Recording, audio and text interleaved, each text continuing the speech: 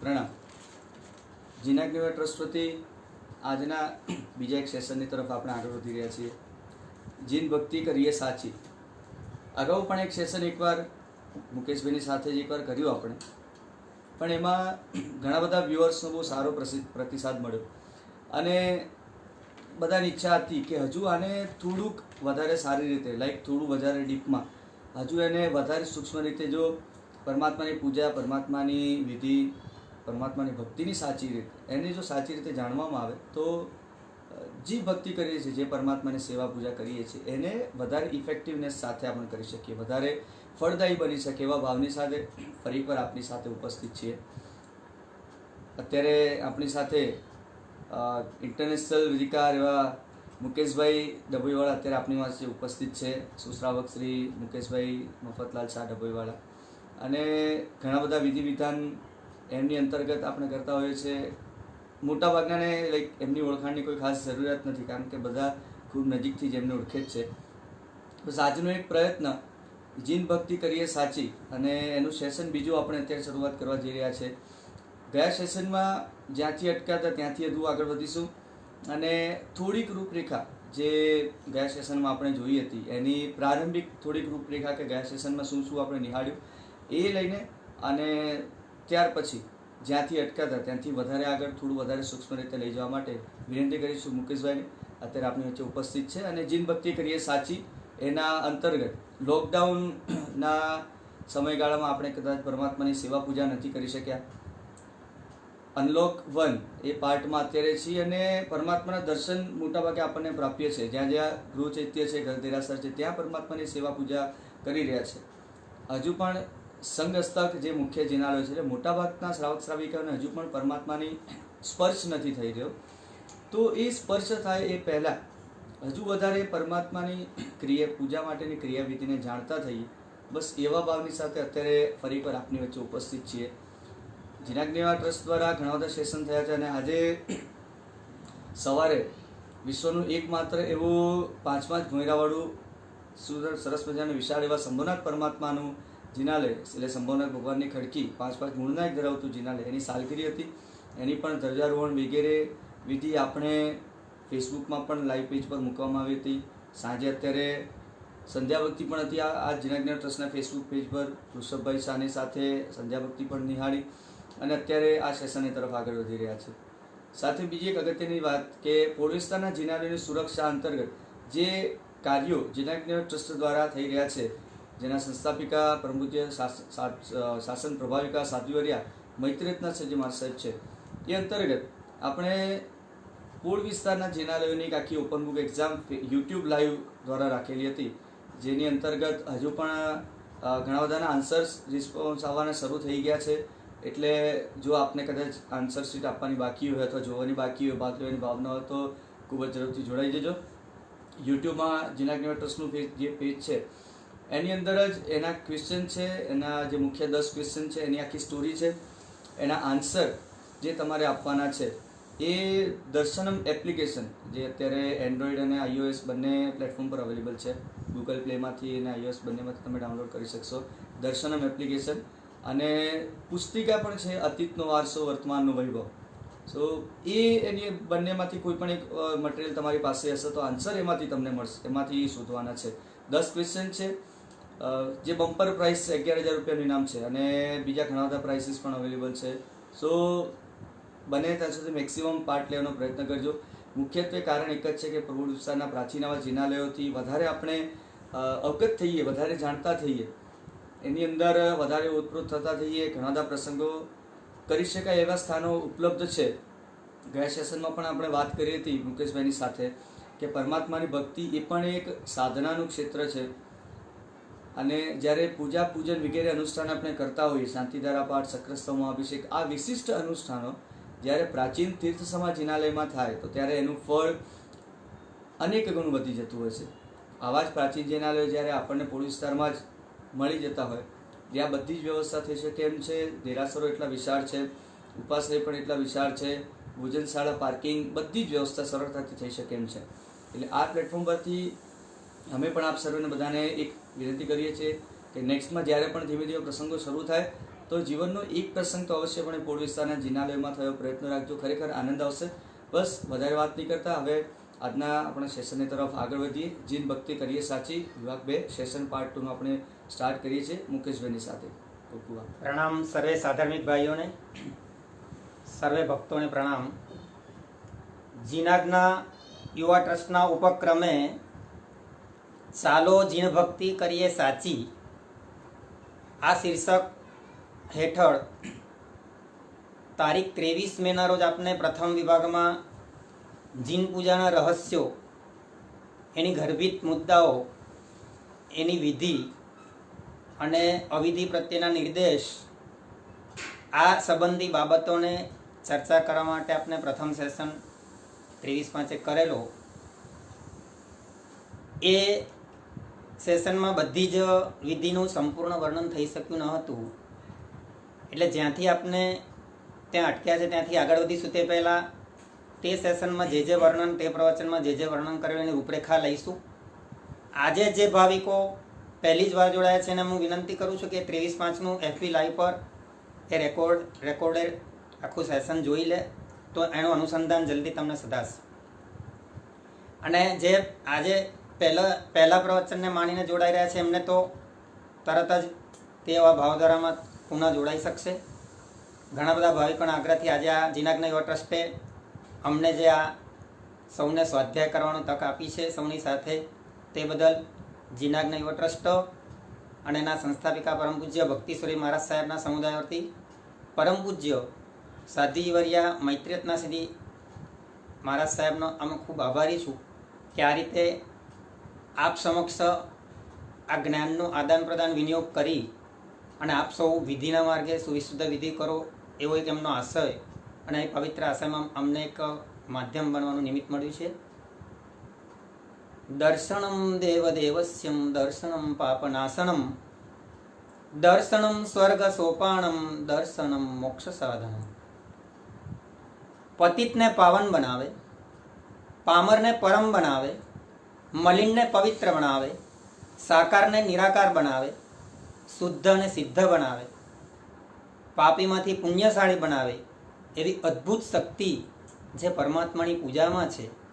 એ પૂજા આપણે રોજ કરીએ, પણ જો એમાં જ કોઈક અવિધિ આવી જાય તો ક્યાંક લાભને બદલે ગેરલાભ થઈ જાય, અને એવું ન થાય એનો પ્રયત્ન. એટલે ચાલો જીન ભક્તિ કરીએ સાચી. પ્રથમ, સ્વાર્થમય સંસારથી છૂટવા માટે નિસ્વાર્થ એવા પ્રભુજીના સરને પહોંચી મનને શુભ ભાવથી ભાવિત કરવા માટે જિનાલયમાં જ્યારે પ્રભુને આપણે પૂજા કરવા જઈએ ત્યારે 5 અભિગમ એટલે 5 વિનય સાચવવા જોઈએ. સચિતનો ત્યાગ કરવો એટલે આપના પ્રભુ ભક્તિ સિવાયની ઉપયોગી, આપના ઉપયોગી ચીજવસ્તુઓ ખાવા પીવા સંબંધી બૂટ, છત્રી, પાન સુપારી, દવા વગેરે લઈ ન જવા, એનો ત્યાગ કરવો. આ 5 જિનાલયમાં જતા પહેલાં જે વિનય છે એની તરફ આપણે દ્રષ્ટિપાત કરી લઈએ. આછો. બીજો છે અચિતનો ત્યાગ, એટલે વસ્ત્ર, અલંકાર આદિ પ્રભુ ભક્તિમાં ઉપયોગી વસ્તુઓ એનો ત્યાગ ન કરવો, ભગવાનની ભક્તિમાં ઉપયોગી એ બધું લઈને. અને ત્રીજો અભિગમ એટલે વિનય છે ઉત્તરાસન, બંને છેડા સહિતના એક પડવાળો સુયોગ્ય સ્વચ્છ ખેસ દસીવાળો ધારણ કરવો. ચોથો વિનય છે અંજલિ, ભગવાનના મુખ દર્શન થતાં જ 2 હાથ મસ્તકે જોડી અંજલિબદ્ધ પ્રણામ કરવા, આ વિનય. અને 5મો વિનય છે એકાગ્રતા, મનની પવિત્રતા, એકાગ્રતા જાળવી. મન એકાગ્ર હોય તો વચન ને એકાગ્રતા થવામાં વાર ન લાગે. એકાગ્રતા આ થઈ એક 5 અભિગમની વાત. જેને શાસ્ત્રના ઊંડા અભ્યાસમાં જવું હોય તેના આધાર ગ્રંથો, ઘણા બધા ગ્રંથો આ જીન પૂજા અંગે છે, પણ મુખ્યપણે શ્રાદ્ધ વિધિ ગ્રંથ, ચૈત્યનંદન મહાભાષ્ય, પૂજા વિધિ, ઉમાસદી મહારાજનું શ્રાવક ધર્મ વિધિ આદિ ગ્રંથો, એનો ગહન અભ્યાસ કરવા દ્વારા એનું ઊંડું જ્ઞાન પ્રાપ્ત કરી શકાય. પરંતુ પ્રાથમિક તબક્કે આપણે જે રોજ ક્રિયા નિત્ય કરીએ છીએ એ સંપૂર્ણ વિશુદ્ધ બને એના માટે આ 5 અભિગમ વિનય સાચવવા. 10 ત્રિકનું પાલન કરવું. ત્રિક એટલે 3 વસ્તુઓનું પાલન. નિસિહિ ત્રિક અગાઉના આપણે વિવેચનમાં જોયું તેમ સંપૂર્ણ જિનાલયના અને જિનાલયની વિધિમાં 3 વાર નિશી બોલવાનું આવે છે. નિશી એટલે નિષેધ કરવો. સંસારની પ્રવૃત્તિના ત્યાગ સ્વરૂપ દેરાસરના મુખ્ય દરવાજે પ્રવેશ કરીએ ત્યારે નિશી નિશી નિશી 3 વાર બોલવું. જિનાલય સંબંધી બધી પ્રવૃત્તિ, બધી ચિંતાઓ એનો ત્યાગ કરી ગભારામાં જ્યારે પ્રવેશ કરીએ ત્યારે બીજી નિશી બોલવી. અને ત્રીજી નિશી દ્રવ્ય પૂજાની સમાપ્તિમાં એટલે ભાવ પૂજાના પ્રારંભમાં આમ 3 નિશી બોલવી. 3 વાર નિશી 3 વાર બોલવાની આવે છે. આ નિશી ત્રિક કહેવામાં આવે, જે ક્રિયા 3 વાર કરવામાં આવે. બીજી આપણે ત્રિક જોઈ હતી પ્રદક્ષિણા ત્રિક.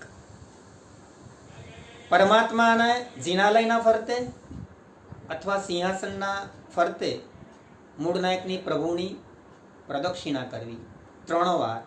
દર્શન જ્ઞાન ચારિત્ર 3 રત્નની પ્રાપ્તિ માટે અને સંસારના પરિભ્રમણથી છૂટવા માટે 3 વાર પ્રદક્ષિણા કરી એટલે પ્રદક્ષિણા ત્રિકનો આપણે અમલ કરવો. ત્રીજી પ્રણામ ત્રિક. ભગવાનનું મુખ દર્શન થતા જ અંજલિબદ્ધ જિનાલય દૂરથી જોઈએ, શિખર જોઈએ, દેરાસરનો કોઈ પણ ભાગ જોઈએ, ધ્વજા જોઈએ કે પરમાત્માનું મુખ જોઈએ, 2 હાથ જોડી અંજલિબદ્ધ નતમસ્તકે પ્રણામ. અંજલિબદ્ધ પ્રણામ. પ્રણામનો બીજો પ્રકાર અર્ધાવણત પ્રણામ. 2 હાથ જોડી કપાળે લગાવી કમરથી અડધા વળીને પ્રણામ કરવા. અને ત્રીજો પ્રણામ ખમાસન સમય એટલે કે ચૈત્યંદન સમયે ખમાસન જ્યારે લઈએ ત્યારે 5 અંગોને વિધિ મુજબ નમાવવા. આ પંચાંગ પ્રણિપાત, આ ત્રીજી ત્રિક. આ રીતે જે ભાગ્યશાળીઓ આ ત્રિકો બહુ સહેલાઈથી કરી શકે એમ છે, ખાલી સમજવાની જરૂર છે.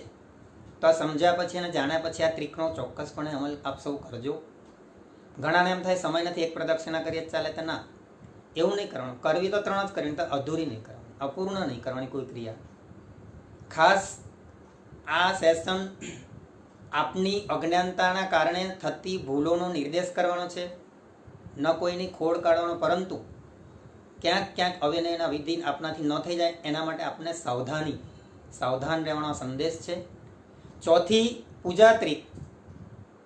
ભગવાનના અંગને સ્પર્શીને જે પૂજા થાય, જળ પૂજા, ચંદન પૂજા, પુષ્પ પૂજા, જે ગભારાની અંદર પ્રભુને સ્પર્શના કરીને થાય તે અંગ પૂજા. ગભારાની બહારથી પ્રભુજીની 3.5 હાથનો અવગ્રહ રાખીને વિનયપૂર્વક ગભારમાંથી બહાર રહીને જે ધૂપ, દીપ, અક્ષત, ફળ નૈવેદ્ય, ચામર, દર્પણ આદિ જે ક્રિયા કરે છે એ અગ્ર પૂજા. ભગવાનની દ્રવ્ય પૂજાની સમાપ્તિ પછી ત્રીજી ભાવ પૂજા. ભગવાનની ગુણોની સ્તવના સ્વરૂપે ચૈત્યંદન કરવું. આમ પૂજા ત્રિક 3 પ્રકારની પૂજા: અંગ પૂજા, અગ્ર પૂજા, ભાવ પૂજા. 5મી છે અવસ્થા ત્રિક. ભગવાનની અવસ્થાનું ચિંતન કરવું. ભગવાને સંકિતની પ્રાપ્તિ કર્યા પછી અંતિમ રાજ્યાવસ્થાના વંશદેટ જે પિંડસ્થ અવસ્થા ભગવાનની હોય છે તેનું ચિંતન કરવું. ભગવાનને ચંદન પૂજા કરવી, પુષ્પ પૂજા કરવી, આંગી કરવી. આ રાજ્ય સ્થિત કેવળ જ્ઞાનની અવસ્થા સુધીની જે ભગવાનનું પદ છે એ પદસ્થ અવસ્થાનું ચિંતન કરવું. અને અષ્ટકર્મનો નાશ કરી સિદ્ધાવસ્થાને પ્રભુએ જે પ્રાપ્ત કરી એ રૂપાતીત અવસ્થા, કેવડી અવસ્થા, કૌશક મુદ્રા, પર્યાંકન દ્વારા સિદ્ધાસન મુદ્રા, આનું ચિંતન કરવું એ રૂપાતીત. આ અવસ્થા ત્રિક. 6ઠ્ઠી ત્રિક છે દિશી ત્યાગ ત્રિક. જે પણ પ્રભુની ભક્તિ કરીએ ત્યારે કોઈ પણ ભગવાન જે દિશામાં હોય તે દિશામાં જ જોઈ અને બધી ક્રિયાઓ કરવી. બાકીની 3 દિશાનો ત્યાગ કરવો. 7મી ત્રિક આપણે જોઈ હતી પ્રમાર્જના ત્રિક. ચૈત્યંદન શરૂ કરતા પહેલા ભૂમિનું 3 વાર ખેસથી પ્રમાર્જન કરવું, જૈણા કરવી 3 વાર, એટલે પ્રમાર્જના ત્રિક. 8મી હતી આલંબન ત્રિક. ચૈત્યંદનમાં જે સૂત્ર બોલીએ એ અક્ષરો શુદ્ધ બોલાય, પદો શુદ્ધ બોલાય, સૂત્ર શુદ્ધ બોલાય. સૂત્રનો આલંબનથી અને એ સૂત્રના અર્થનું ચિંતન કરતા અર્થનું આલંબન લેવાનું, એટલે ભાવની વૃદ્ધિ થાય. અને એની સાથે સામે રહેલા ભગવાનની પ્રતિમાનું આલંબન, જીન પ્રતિમાનું સ્વરૂપનું ચિંતન, આ આલંબન ત્રિક. એમ સૂત્રના આલંબન, અર્થના આલંબન અને પ્રતિમાનું આલંબન. 9મી ત્રિક આપણે જોઈ હતી મુદ્રા ત્રિક. જે પણ વિધિ કરીએ યોગ્ય મુદ્રાથી કરવી. 2 આંગળીઓ જોડીને ઇર્યાવયાદી ક્રિયા કરીએ યોગ મુદ્રા. કૌશક મુદ્રા એ જીન મુદ્રા કહેવાય કૌશકમાં રહીએ ત્યારે. અને જાવંતી છે એમ જાવંતક વિશ્વને જય વિરાટ આમાં મુક્તા સુક્તિ મુદ્રા. આમ 3 મુદ્રા જ્યારે જે સૂત્ર વખતે જે ક્રિયા વખતે જે મુદ્રા કરવાની હોય તે જ મુદ્રામાં ક્રિયા કરવાથી મુદ્રા ત્રિકનું પાલન થાય. ચોક્કસ તમે બધા કરજો આ રીતે. અને 10મી ત્રિક છે પ્રનિધાન ત્રિક. મનને વિધિમાં સ્થિર કરવું, સૂત્રનો ઉચ્ચાર સ્પષ્ટ અને શુદ્ધ બોલવા, સંપૂર્ણ મનને એકાગ્ર કરીને બોલવા એ વચનની ત્રિક. વચ્ચે આડીઅવડી કોઈ વાતચીત ન થાય, ઈશારા ન થાય, બીજી કોઈ ક્રિયા ન થાય, ચૈતન્યની ક્રિયા કરતાં બીજું કાંઈ વચ્ચે બોલાય નહીં. માત્ર ને માત્ર સૂત્રનો અર્થ, સૂત્ર અને પ્રતિમા. અને આ રીતે સૂત્ર બોલવા દ્વારા વચન ત્રિક. જે મુદ્રામાં જે ક્રિયા કરવાની તે જ મુદ્રામાં શરીરને ગોઠવીને ક્રિયા કરવી એ કાયા ત્રિક. આ રીતે પ્રનિધાન ત્રિક. આમ કુલ 10 ત્રિકનું પાલન કરતાં કરતાં આપને અગાઉના સેશનમાં ભગવાનના ગભારની અંદર અષ્ટપ્રકારી પૂજામાં ઘરેથી કઈ રીતે સ્નાન કરીને જવું, કેવા વસ્ત્ર પહેરાય અને જતાં જતાં કયા ભાવોથી જવાય, કઈ રીતે લઈને જવાય સામગ્રી, એ અંગે અગાઉ જોયું હતું. જિજ્ઞાસુએ કદાચ આજે પહેલીવાર જે ભક્તો જોડા છે ચોક્કસપણે અગાઉનું સેશન જોઈ લેજો. ચાલો આજે એ અગાઉના સેશનની રૂપરેખા આછી હાઇલાઇટ્સને ધ્યાનમાં રાખી ધારણ કરી ભાગ 2 ની અંદર ચાલો જીનભક્તિ કરે સાચી કરીએ એ શીર્ષક હેઠળ આપને અગાઉના સેશનમાં જળ પૂજાનું વિસ્તારથી વર્ણન કરેલું, એની આગળ જઈશું. ચંદન પૂજાનું પણ સંક્ષિપ્તમાં વર્ણન કરેલું, પુષ્પ પૂજાનું પણ સંક્ષિપ્તમાં વર્ણન કરેલું. પરંતુ ચંદન પૂજા કરતાં અંતરમાં કેવા ભાવ ધારણ કરવા, દુહાઓ કઈ રીતે બોલવા એ અંગેનો એ વિસ્તાર આજે આપણે કરીશું, જોઈશું, જેથી આપનો ભાવોલ્લાસ વધે.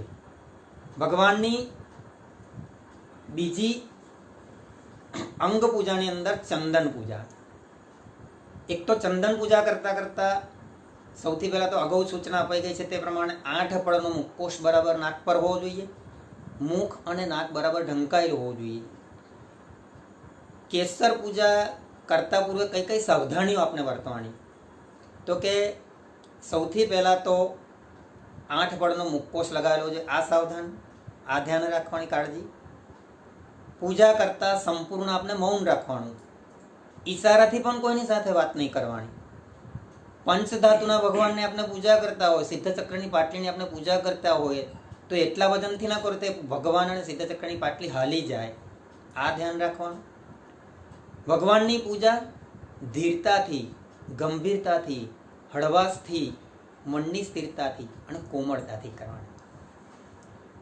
મૂળનાયકની પૂજાની વાર હોય તો થોડુંક કેસર ભગવાન મૂળનાયક માટે જુદું કાઢવું આ વિનય છે. મૂળનાયકનું મહત્વ જળવાય માટે આ ખ્યાલ રાખવાનો. કેસરના રેલા ઉતરતા હતા કોમળ હાથે હળવાશથી લૂછી લેવા, આ કાળજી રાખવાની. કેસર આપણે જે લઈ ગયા હોય તે અતિ પાણી જેવું ન હોવું જોઈએ જેથી રેલા ઉતરે, અતિ ઘટ્ટ ન હોવું જોઈએ જેથી લાગે પણ નહીં, પેસ્ટ જેવું મુલાયમ આમ તરત જ અંગને સ્પર્શી જાય તેવું હોવું જોઈએ. પૂજાનો ક્રમ સાચવવાનો, આડીઅવડી જ્યાં ત્યાં મનગમતી જગ્યાએ આમથી આમ દોડીને પૂજા નહીં કરવાની.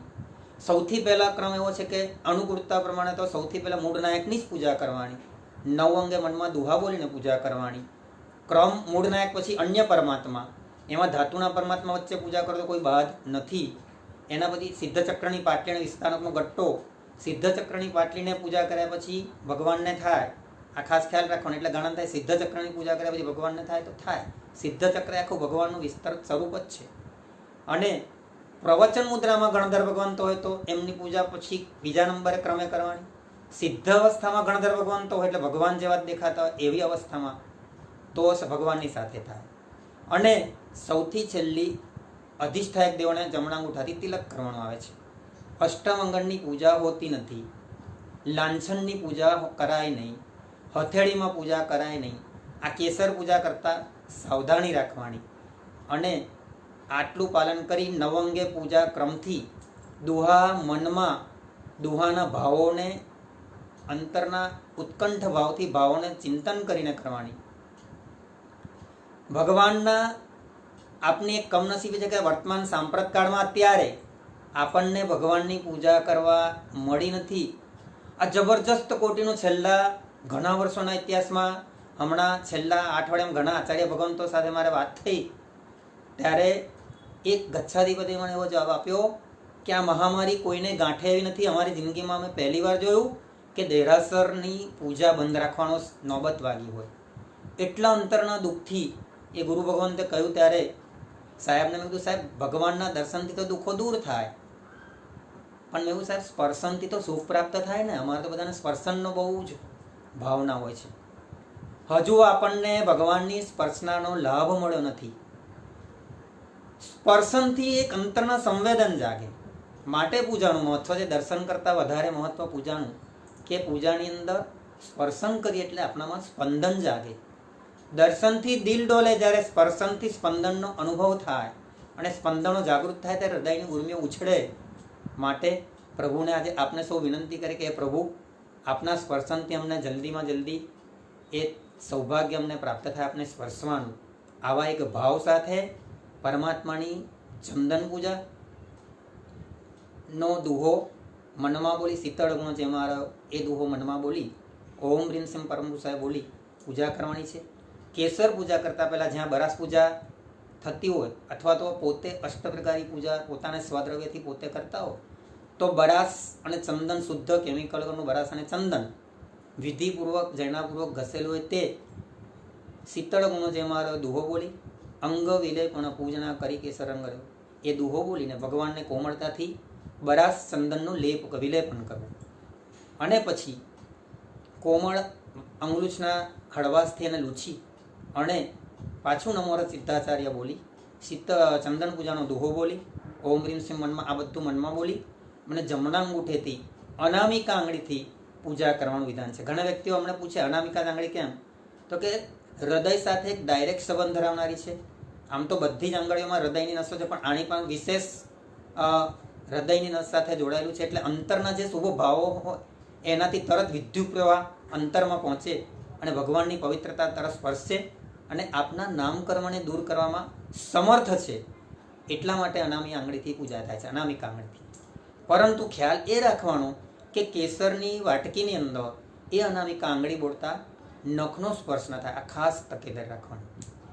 તો આ ચંદન પૂજાના રહસ્યો કરતા, એ ભગવાનની ચંદન પૂજા કરતા હૃદયમાં અનેરો એક શુભ ભાવ, અંતરમાં એક અનેરું પ્રભુ પ્રત્યેનું બહુમાન અને અંતરમાં એક એવો સરસ મજાનો ઉર્મિઓથી ઉછળતું કે આજે મને ભગવાનની સ્પર્શના કરવા મળી ચંદન પૂજાના માધ્યમે. ચંદન કેવું? શુદ્ધ ચંદન, બાવના ચંદન, કેસર શુદ્ધ, દરેક દ્રવ્યો શુદ્ધ લાવવાનો આગ્રહ રાખવો. થાળી વાટકી શક્ય થાય આપણા ઘરના લઈ જવા. એમાં ઘણા લોકો સ્ટીલની થાળી વાટકી વાપરે. સ્ટીલ, પ્લાસ્ટિક આવી હલકી કનિષ્ઠ ધાતુઓ અને વસ્તુઓનો ઉપયોગ પૂજામાં ન થાય, આ ખાસ તકેદારી રાખવી. ઘણાને એમ થાય હું ઘરેથી લઈ જાઉં, પણ મારે ઘરે સ્ટીલની ડીશમાં લઈને જાઉં છું તો એ ન ચાલે. આ ખાસ તકેદારી રાખવાની. કસાય રૂપી અગ્નિને શાંત કરવામાં, સદાચારની સુગંધને પ્રાપ્ત કરવા માટે આપના વાણી અને વર્તનમાં શીતળતા આવે. અને શીતળતાનો ગુણ જે ચંદનની અંદર પ્રધાનપણે રહેલો છે, ભગવાનની અંદર પણ શીતળતાનો ગુણ, ચંદનની અંદર પણ શીતળતાનો ગુણ. માધ્યમ ચંદનનું, આલંબન પ્રભુનું, અને આ બંનેના સંયોગથી આપણને શીતળતાનો ગુણ પ્રાપ્ત થાય. આપના વાણીમાં શીતળતા પ્રાપ્ત થાય, આપના વર્તનમાં શીતળતા પ્રાપ્ત થાય. માટે પ્રભુની આ ચંદન પૂજા છે. એક નવાઈની વાત એ છે કે ચંદનના વૃક્ષ પર ઝેરી સર્પ વીંટળાયેલો હોય તો પણ ચંદનને એના ઝેરની અસર થતી નથી. સર્પ બહુ ક્રોધીલો હોય, ભભૂકતો, તો ન તો એના કોઈ કસાયની અસર થતી નથી. અર્થાત સજ્જનતા છોડતો નથી, દુર્જનતા એને લાગતી નથી. એમ આપને આપની સજ્જનતા છોડી અને ગમે એવા દુર્જનના સંગે આ ચંદનનું વૃક્ષ, આ ચંદનનું દ્રવ્ય આપણને સંદેશ આપે છે કે ઝેરીમાં ઝેરી સર્પ પણ મને કાંઈ અસર ન કરે. એમ આપની અંદર જે કસાયનો ઝેર છે, કસાયનો જે અગ્નિ છે, એ શાંત થાય પ્રભુ આપની આ ચંદન પૂજાથી. આ ભાવ સાથે આપણે ભગવાનને ચંદન પૂજા કરીએ. આત્મામાં ક્ષમાના ગુણો પ્રગટ થાય. ક્ષમા, સરળતા, સંતોષ, આ બધા શીતળ ગુણો પ્રગટ થાય. શીતળ ગુણ જેમાં હોય, શીતળ પ્રભુમુખ રંગ, આત્મા શીતળ કરવા. ઘણીવાર આમ કોઈ કહે કે આ વ્યક્તિ બહુ શાંત છે, એટલે શાંત એટલે શીતળ છે. પણ એ બાહ્યથી, એ સ્વભાવથી. પણ આત્માની અંદર શીતળતા ક્યારે? તો કે આ બધા કસાયો શાંત થાય ત્યારે આત્મા શીતળ બને છે. એટલે બાહ્ય અને અભ્યંતર બંને પ્રકારની શીતળતાને પ્રાપ્ત કરવા પ્રભુના 9 અંગે કુલ 13 તિલક દ્વારા આપણે પ્રભુની ચંદન પૂજા કરીએ છીએ. ત્યારે આ ભાવનાઓ સાથે કરીએ તો ખરેખર આપણને ચંદન પૂજાનો જે રહસ્ય, જે ફળ, જે પ્રભાવ છે પ્રાપ્ત થાય. પ્રભુના 9 અંગે કુલ 13 તિલક કરવા દ્વારા 9 અંગે પૂજા થાય છે. હવે આ પૂજા 9 અંગે કેમ? તો કે ભગવાન 9 તત્વના ઉપદેશક છે. એ 9 તત્વનું યથાર્થ જ્ઞાન આપણને પ્રાપ્ત થાય એના કારણથી આ શરીરના મુખ્ય જે અંગો છે એ નિશ્ચિત કરવામાં આવે છે. અને દરેક અંગની પૂજા કરવાનું એક રહસ્ય છે. એ રહસ્યને આપણે જોતા જઈશું. કારણ કે ચંદન પૂજાના અંતર્ગત જ આ ક્રિયાઓ આવે છે. એટલે એ ભાવનાઓથી ભાવિત થઈને આપણે પૂજા કરવાની છે. ઉતાળમાં કેટલા ભગવાનને પૂજા કરી એ અગત્યનું નથી, કેવી રીતે તમે પૂજા કરી એ અગત્યનું છે. ઘણાને એમ કે બધા જ ભગવાનને હું પૂજા કરી લો, આવો આગ્રહ, આવો લોભ રાખવાનો જો સમય ન હોય તો ઓછા ભગવાનને પૂજા કરો, પણ સરસ કરો, સુંદર કરો, વિધિપૂર્વક કરો. તો હવે આપણે નવંગના પૂજાના રહસ્યોને જોઈશું. પહેલું અંગ છે પ્રભુના ચરણ કમળના 2 અંગૂઠા જળભરી સંપુટ પત્રમાં યુગલિક નર પૂજંત. શરીરનું સર્વથી જોવા જઈએ તો જઘન્ય અંગ પગ છે, અને પગની અંદર પણ 10 આંગળીઓમાં અંગૂઠો. ચરણ અંગૂઠે રે મેરુ કંપાવ્યો, મોડ્યા સુરના રે માન. અંગૂઠામાં એવી શક્તિ છે. જો કોઈ રોગ હોય ને તો એનો સડો હોય તો અંગૂઠાથી શરૂ થાય છે. મૂળ છે આખા શરીરનું. એટલી બધી શક્તિ કોન્સન્ટ્રેટ એમાં થયેલી છે. માટે ઘણીવાર આપણને જોઈએ છે કે નવંગે પૂજા કરવાનો સમય ન હોય તો ઘણી જગ્યાએ વ્યવસ્થાને કારણે જમણા અંગૂઠે પૂજા કરીને આપણને એ લોકો રજા આપે છે. તો એટલા જમણા અંગૂઠાનું આટલું બધું મહત્વ છે. ચરણના અંગૂઠાની પૂજાથી આપણની અંદર નમ્રતા પ્રગટ થાય, અતિશય ભક્તિનો એક માહોલ પ્રગટ થાય. યુગલિયાઓ જ્યારે ભગવાનની પૂજા કરવા ગયા ત્યારે ભગવાનને આખી આંગી રચેલી જોઈ એટલે એમને અંગૂઠાની પૂજા કરી. એટલે આપણે બોલીએ છીએ જલભરી સંપુટ પત્રમાં યુગલિક નર પૂજંત. એમને માત્ર જમણા અંગૂઠે પૂજા કરીને સંતોષ. આ વિનય ગુણની પ્રાપ્તિ માટે આપણે ચરણ સ્પર્શ કરીએ ભગવાનનો એટલે વિનયનું પ્રતીક છે, નમ્રતાનું પ્રતીક છે. ભગવાનની એ જમણા અંગૂઠાની પૂજા કરતા પ્રભુને આપણે પ્રાર્થના કરવાની કે મને નિર્મોહિતાનો વિદ્યુત પ્રવાહ મારામાં વહેતો થાય. આ ભાવ સાથે પ્રભુના ચરણ કમળના 2 અંગૂઠાની પૂજા છે. બધી જ આંગળીની પૂજા કરવાનું વિધાન નથી, અને વારંવાર અંગૂઠાની પૂજા કરવી આ સગાની તે સગાની એવું નહીં. સકળ સંગવતી એકવાર કરાય એટલે સકળ સંગ આવી જાય, બીજી વાર કરે તો આ રીતે. આટલો ખાસ ઉપયોગ રાખવાનો. પરમાત્માની ચંદન પૂજાના અંતર્ગત નવંગના પૂજાની અંદર હવે બીજું અંગ આવે છે ઢીંચણ પ્રભુના. જે ઢીંચણના બળે, જે ઢીંચણની શક્તિ દ્વારા ભગવાન કૌશક ધ્યાને રહ્યા, દેશ વિદેશ સમવસર્યા, દેશ વિદેશ વિહાર કરીને ભવ્ય જીવોને એવો પ્રતિબોધ કર્યો, અને એવા ઢીંચણની પૂજા કરતા આપણે પણ પ્રભુને પ્રાર્થના કરીએ કે બધી જ ધર્મની ક્રિયા હું અપ્રમત્ત ભાવે જ્યાં ઊભા ક્રિયાનું કરવાની હોય ત્યાં ઊભા કરું, જ્યાં ચાલીને જવાનું હોય, ધારો કે શત્રુંજયની યાત્રા મારામાં ચાલવાની શક્તિ છે તો ચોક્કસ ચાલીને જ કરવાની. એટલે ઢીંચણની શક્તિનો મહત્તમ ઉપયોગ પ્રભુની ભક્તિમાં થાય. આ ઢીંચણની પૂજા કરતાં આપણને ઢીંચણમાં શક્તિ પ્રાપ્ત થાય. વગર કારણે ખુરશી પર બેસીને ઢીંચણની તકલીફ છે આવા બહાના કાઢીને ભગવાનની સામે ખુરશી પર પણ બેસાય નહીં. આ પણ એક અવિનય છે. આનો પણ ખ્યાલ રાખવો. મજબૂરી હોય, લાચારી હોય તો પ્રભુને 2 હાથે વિનંતી કરી, હે પ્રભુ હું લાચાર છું, મજબૂર છું, મારી એવી શક્તિ નથી, માટે હું બેસું છું, પ્રભુ મને ક્ષમા કરજો. આ પ્રાર્થના કરીને ઢીંચણની તકલીફ વાળો ખુરશી પર બેસે. આ પ્રભુનો વિનય, આ ઢીંચણનું મહત્વ. અત્યારે આજના કાળમાં ઢીંચણની તકલીફો ઘણી બધી વધી ગઈ છે, ત્યારે ખાસ આ બધાએ ખ્યાલ રાખવો જોઈએ. ઘણા લોકો એકના જોઈને બીજા એટિકેટમાં કોઈ સ્ટેટસમાં ખુરશી પર આવીને દેરાસરમાં અથવા તો પૂજનમાં બેસે છે. તો આ વિનય ચૂકાય નહીં. એટલે કે આ પ્રકારનો અવિનય ન થાય એની ખાસ ખ્યાલ રાખવો. ભગવાનની ઢીંચણની જે પૂજા સરસ રીતે કરે, ઉત્તમ ભાવોથી કરે, એને ઢીંચણની તકલીફો ન થાય. ભવ્ય જીવોને પ્રતિબોધ કરનારી ધર્મ સાધનામાં અપરમત્ત ભાવ મને પ્રાપ્ત થાય એવા ભાવ સાથે પ્રભુ તમારી હું ઢીંચણની પૂજા કરું છું. પરમાત્માના 9 અંગે ત્રીજું અંગ આવે છે ભગવાનના 2 હાથના કાંડા. આ ત્રીજું અંગ 2 છે, ડાબું અને જમણું. ડાબું અને જમણું એમ જે જોડ છે એમાં ત્રીજું અંગ છે પ્રભુના હાથના 2 કાંડા.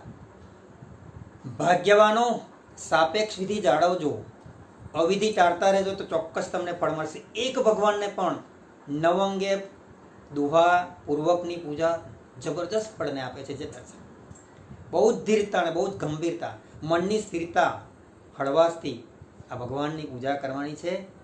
વિધિપૂર્વક થોડા ભગવાનની પૂજા પણ અનેક લાભને કરનારી છે. આવા પ્રભુના કાંડાની પૂજા કરતા આપણે શું વિચારવાનું? દોહો બોલતા મનની અંદર જ આ બધી વિચારણા ચાલે છે. તમને એમ થાય કે આટલી બધી વિચારણા કરે ને તો એક ભગવાનને પૂજા કરતા 15 મિનિટ થાય, 20 મિનિટ થાય ને પાછળ બૂમાબૂમ થાય. ઉપયોગ રાખો, ઉપયોગ રાખો. જેને વિધિપૂર્વક પૂજા કરવી હોય એવું જરૂરી નથી. મૂળ નાયકને કરે તો બેસ્ટ છે. બીજા કોઈ પણ ભગવાનની અંદર જ્યાં ભીડ ઓછી હોય ત્યાં પણ આ ચિંતન કરીને કરાય. અથવા ખાસ એટલા બધા ભાવ હોય તો આખા એક પંથના ભગવાન જુદા લઈને કરીએ તો આ વિચારણા કરી શકાય. અને જેમ જેમ એની પ્રેક્ટિસ થતી જાય તેમ તેમ એમાં વાર નહીં લાગે તમને ચિંતન કરતા. જે ભગવાનના 2 હાથ એના વડે રોજ ભગવાન દીક્ષાના 1 વર્ષ પહેલા 1,08,00,000 સોનામરણું વર્ષભર દાન કર્યું, જેને આપણે વર્ષી દાન કહીએ, અને દરિદ્રનું દારિદ્ર્ય દૂર કર્યું. એવા પ્રભુના કાંડાની શક્તિ કેવી! સમોસરણમાં આમ હાથ મોહ આગળ રાખી એ હાથની શક્તિનો ઉપયોગ કર્યો. લોકાંકિત વચને કરી વર્ષ્યા વર્ષી દાન. કરકાંડે પૂજના પૂજો ભવિ બહુમાન. બહુમાનપૂર્વક હે ભવિજનો તમે આ પૂજા કાંડાની આ રીતે કરો કે જે હાથે પ્રભુએ દાન આપ્યું એવી રીતે મારા હાથમાં એ દાન કરવાની શક્તિ પ્રાપ્ત થાય. અર્થાત ઉદારતાનો ગુણ પ્રગટ થાય, અકાર્ય કરવાનો ગુણ દૂર થાય, સત્કાર્ય કરવાનો ગુણ પ્રગટ થાય, મારા હાથે સારા સારા કામો થાય. આવા ભાવ સાથે પ્રભુના હાથે પૂજા કરીશું 2 કાંડાની. ભગવાનનું 4થું અંગ આવે છે.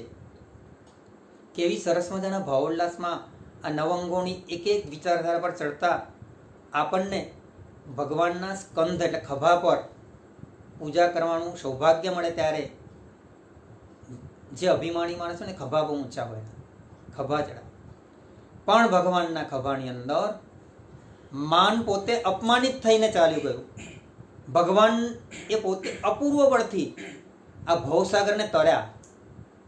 કોઈ સ્વિમિંગ ચેમ્પિયન હોય ને એને ખાલી કોઈ અત્યારનો આપણો દરિયો કહીએ ને એ સ્વિમિંગ કરવાનો, તરવાનો, તો પણ ઘણીવાર ટફ પડે. આપને તો ભવસાગર તરવાનો છે. કેટલી બધી શક્તિ જોઈએ. આ શક્તિ ક્યાંથી લાવીએ? તો ભગવાનના સ્કંદની પૂજા કરવાથી. ભગવાનનો સ્કંદ એ વૃષભ સ્કંદ છે. ખૂબ જબરજસ્ત બળ છે ભગવાનના ખભામાં. બસ એ અપૂર્વ બળ હે પ્રભુ તમારા ખંડની પૂજા કરતા, સ્કંદની પૂજા કરતા મને પ્રાપ્ત થાઓ. આ ભાવ સાથે આપના સ્કંદની હું પૂજા કરીશ. પ્રભુનું 5મું અંગ છે મસ્તક. હવે જે છે ને શરીરમાં 6 ચક્રો છે. બહુ જો જ્ઞાની પુરુષે વ્યવસ્થિત વિચારીને આ બધા અંગોની પૂજા ગોઠવી છે. મસ્તકની અંદર સહસ્ત્રાર ચક્ર છે. સહસ્ત્રાર ચક્ર જેને મસ્તકની ઉપરનો મધ્ય ભાગને શિખા કહેવાય. હે ભગવાન 14 રાજલોકની શિખા સ્વરૂપ સિદ્ધશિલા પર શાશ્વત સુખને પ્રાપ્ત કરી આપે વાસ કર્યો છે. તો આપના અંગની પૂજા કરતા મને પણ એ લોકના અંતે નિવાસ કરવાનું સૌભાગ્ય પ્રાપ્ત થાય પ્રભુ એવી કૃપા કરજે. અને એ ભાવ સાથે હું તમારા શિખા સ્થાને પૂજા કરું છું. આ સહસ્ત્રાર ચક્ર જેનું ખુલે ને એમાં જ્યોતનું પ્રગટીકરણ થાય. અને આખા 6 ચક્રોનું જાગૃતિકરણમાં છેલ્લું સહસ્ત્રાર ચક્ર ખુલે ત્યારે અપૂર્વ શક્તિનો પ્રાદુર્ભાવ થાય. સહસ્ત્રાર ચક્રમાં પ્રભુની સ્થાપના કરી અંતરના સમતા રસથી અભિષેક થાય. સહસ્ત્રાર અને 1008 પાંખડીનું કમળ ખીલે. આ મસ્તકની શિખાની પૂજાનો એટલો બધો મહિમા છે. અને માટે અભિષેક પૂજા મસ્તકેથી શરૂ થાય. મસ્તકે જળનું સિંચન થાય અને જેમ જળની ધારા પડે એમ સહસ્ત્રારનો વિકાસ થાય, ખીલતું જાય અને એના દ્વારા એક અપૂર્વ શક્તિ પ્રગટ થાય. આ બધા ચક્રોના પણ રહસ્ય ક્યારેક ફરી જોઈશું.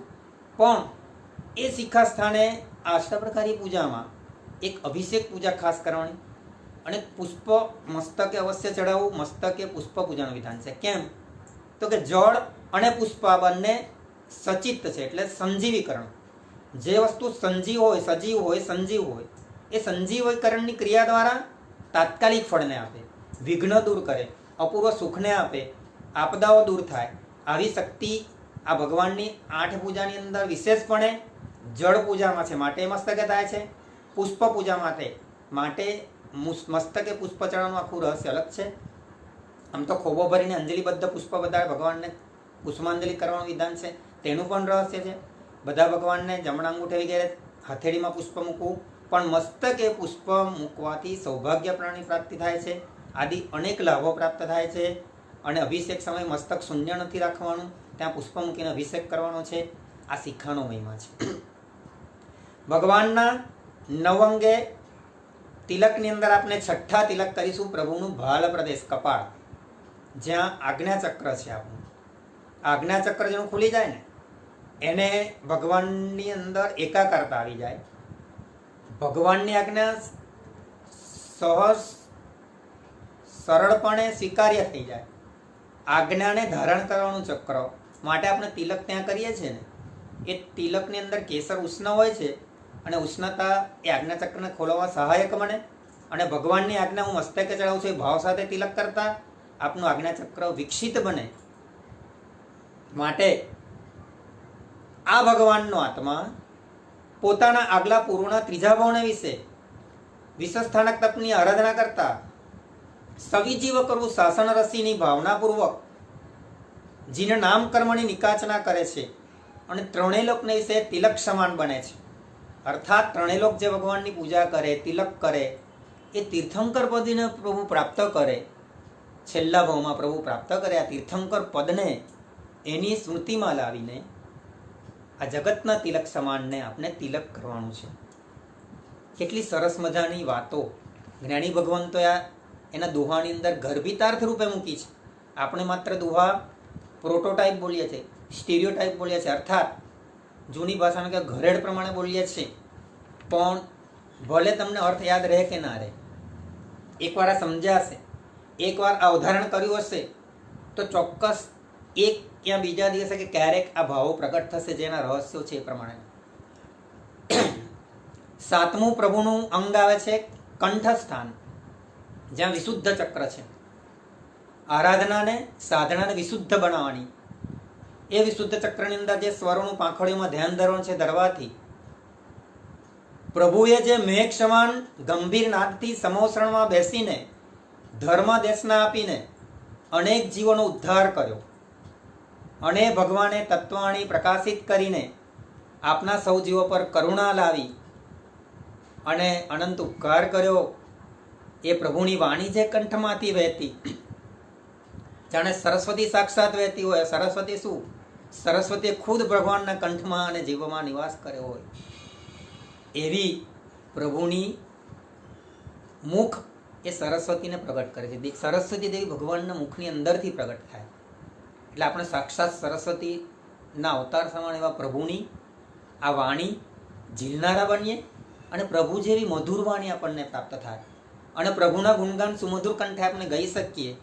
આવા ભાવ સાથે ભગવાનના કંઠે તિલક કરીએ. ભગવાનનું 9 અંગની અંદર 8મું અંગ આવે છે હૃદય, જેની અંદર અનાહત ચક્ર છે. પ્રભુનું વિશેષપણે ધ્યાન ધરવા માટે અનાહત ચક્રની અંદર ધ્યાન ધરવાથી આપનું અંતઃકરણ નિર્મળ બને છે. આપના હૃદય પર એક અપૂર્વ પ્રભુની અનુગ્રહ પ્રાપ્ત થાય છે. જે ભગવાનનું હૃદય અપરાધી પર પણ ક્ષમા ધારણ કરનારું હતું, અનુકૂળ કે પ્રતિકૂળ સંજોગોમાં સમભાવે રહેતું, તો ભગવાનને આપણે હૃદય પર પ્રાર્થના કરીએ, પ્રભુ આપનો એ સંભાવ મને પ્રાપ્ત થાય, આપનો એક ક્ષમાગુણ મને પ્રાપ્ત થાય, મારા અંતરમાં પણ ક્ષમાને ધરનારો હું બનું, હું પણ સંભાવને ધારણ કરનારો બનું અને તે દ્વારા મારા રાગ દ્વેષને બાળી ઉપસંભાવો અને ધારણ કરનારો બનું. આ ઉપસમનો વિદ્યુત પ્રવાહ પ્રભુ તમારા હૃદયની અંગની પૂજા કરતા મને પ્રાપ્ત થાઓ. આ ભાવ સાથે પ્રભુના એ 8મા અંગની પૂજા કરીએ. આપણે પ્રભુના 9 અંગના પૂજામાં આવે છે હવે નાભિની પૂજા. મણિપુર ચક્રની અંદર છે. આમ જોવા જાય તો આપણા શરીર, આખું શરીર છે એનો મધ્ય ભાગ નાભી છે. એવી રીતે આત્માનો મધ્ય પ્રદેશ એ 8 પ્રદેશ છે. આત્માના અનંત પ્રદેશોમાં મધ્યના 8 પ્રદેશો એકદમ નિર્મળ હોય છે. ત્યાં કોઈ કર્મની મલિનતા લાગતી નથી. પરંતુ પ્રભુએ સાધના કરી એ નાભીમાંથી એક શક્તિ ઉત્પન્ન કરી એનું ઉર્ધ્વગમન કરે ત્યારે એ શક્તિ ક્રમબદ્ધ સહસ્ત્રારમાં પહોંચે અને કુંડલીની જાગૃત થાય ત્યારે અપૂર્વ શક્તિશાળી આત્મા બને. જેમ હે પરમાત્મા આપને સમગ્ર આત્મા પ્રદેશને નિર્મળ કરી અનંત દર્શન, અનંત જ્ઞાન, અનંત ચારિત્ર પ્રગટ કર્યા, એ જ અનંત દર્શન, અનંત જ્ઞાન, અનંત ચારિત્ર મારામાં પ્રગટ કરવાનું સામર્થ્ય મને પ્રાપ્ત થાય. નાભીમાંથી નીકળતો નાદ સાંભળશે આપનો સાદ અને મળશે પ્રભુનો પ્રતિસાદ. ઘણા કહે છે કે અંતરથી બોલે છે, પણ અંતરની અંદર નાભીની અંદરથી ઉઠતો અવાજ હૃદયમાંથી પાસવન થઈને બહાર નીકળે ને તો એનો નાદ ચોક્કસ પ્રભુ સાંભળે. નાભીમાંથી નાદ ઉત્પન્ન થાય. નાભીની અંદર એક અનાહતની શક્તિ છે અને એ અનાહતનું આર્હંત્ય શક્તિ સાથેનું મિલન કરવાનું. એક નાભી મણિપુર ચક્રમાં ધ્યાન ધરવાનું. આયુર્વેદિક અનુસાર, શરીરશાસ્ત્ર અનુસાર નાભીની અંદર 72,000 નાડીઓ છે અને બધા જ શરીરની નાડીઓ ત્યાં ગૂંથાયેલી છે. એવી રીતે દ્વાદશાંગીનું મૂળ પ્રભુ છે, તો પ્રભુ અનંત ગુણોથી પરિપૂર્ણથી ભરેલા છે અને એ નાભીની પૂજા કરતા આપણને એ અનંત ગુણોથી પરિપૂર્ણ આપનો આત્મા બને એવા ભાવથી હે પરમાત્મા અમે આપના નાભીની પૂજા કરશું. ખૂબ સુંદર વાતો, ખૂબ અદ્ભુત વાતો, રહસ્યો આ નવંગની પૂજામાં છે. ઘણા ગુરુ ભગવંતોના મુખે આપણે વ્યાખ્યાનોમાં સાંભળ્યા છે, ઘણી પુસ્તિકાઓમાં આપણે વાંચ્યા હોય, પરંતુ આ રીતે વિઝ્યુઅલાઇઝ થાય, તમે આ રીતે ઓડિયો સાંભળીએ તો આપણે મનમાં જલ્દી એ સેટઅપ થઈ જાય. આ નવંગના પૂજા ચોક્કસપણે બધા શીખી લેજો. અષ્ટપ્રકારી પૂજાના દુહા શીખી લેજો તો વિધિપૂર્વક પૂજા ગણાય છે.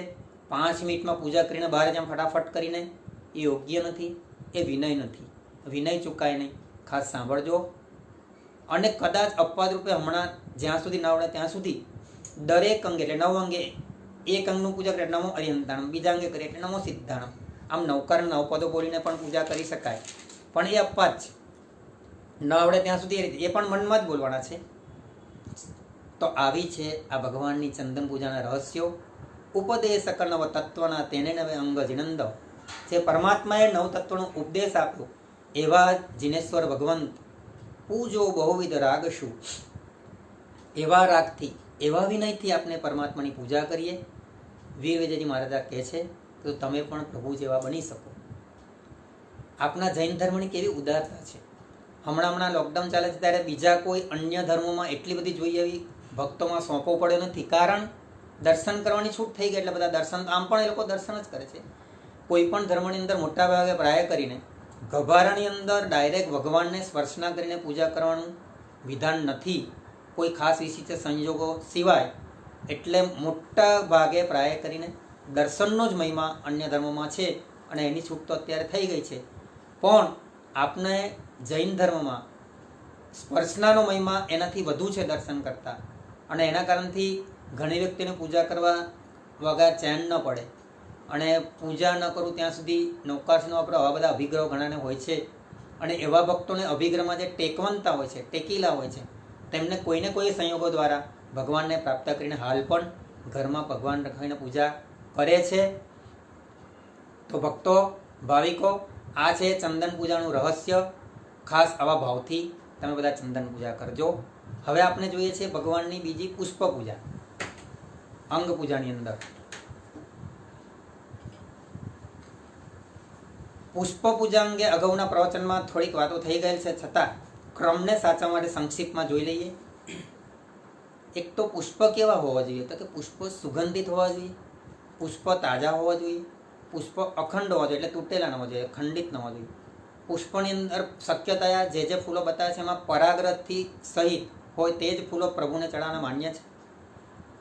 17 વિધિ પૂજાની પુષ્પ પૂજામાં વિવરણ છે કયા કયા ફૂલો ચઢાવાય. કેતકી, માલતી, બોલસરી, જાસૂદ, ચંપો, બકુલ, મોગરો, જાઈ, જુઈ, આવા બધા સુગંધી જે દેશી ફૂલો છે. ઇંગ્લિશ જે ફૂલો આવે છે શોભામાં અનેરા હોય છે પણ એમાં સુગંધ નથી હોતી એટલે ભગવાનને ચડાવતા નથી. આજુબાજુ ભગવાનના અંગને સ્પર્શ ન કરી તે અંગરચના અથવા તો બીજી પૂજાઓ શણગાર માટે ગોઠવીએ તે વસ્તુ અલગ છે, પણ પ્રભુના શરીર પર ડાયરેક્ટલી જે પૂજા કરવાની છે પુષ્પ પૂજાથી એ વાસી ન હોવા જોઈએ. ધૂળ અને કોઈ જીવાતથી મલિન ન હોવા જોઈએ, કોઈ જીવાતે એને કોરી ખાધેલા ન હોવા જોઈએ, સ્વચ્છ હોવા જોઈએ.